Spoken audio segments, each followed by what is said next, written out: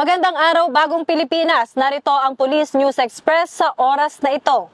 Agad na isinagawa ng mga tauhan ng Philippine National Police Bicol ang malawakang clearing operation sa rehiyon, kasunod ng pananalasa ng Super Typhoon Uwan sa pakikipagtulungan sa iba't ibang ahensya ng gobyerno kabilang ang lokal na pamahalaan. Mabilis na kumilos ang pulisya upang alisin ang mga nakahambalang debris na tumbang puno at poste sa mga pangunahing kalsada. Pinangunahan ng kapulisan ang pagbabalik normal ng mga daanan na kritikal upang matiyak ang mabilis at walang abalang paghahatid ng relief goods at muling makagalaw ang mga sasakyan ng rescue teams at mga apektadong residente. Ipinamalas ng Kasurog Cops ang kanilang katapangan at dedikasyon sa pagpapatupad ng tungkulin sa gitna ng matinding pinsalang idinulot ng bagyong Uwan. Hindi lamang sila nagbantay sa kaayusan at kaligtasan ng mga evacuation centers, kundi aktibo rin silang nakiisa sa mga pisikal na trabaho upang maibalik ang access sa mga liblib na lugar. Ang maagap at nakikitang presensya ng pulisya sa paglilinis ay nagbigay ng panibagong pag-asa at nagpatibay sa tiwala ng komunidad na may katuwang sila sa muling pagbangon mula sa epekto ng kalamidad.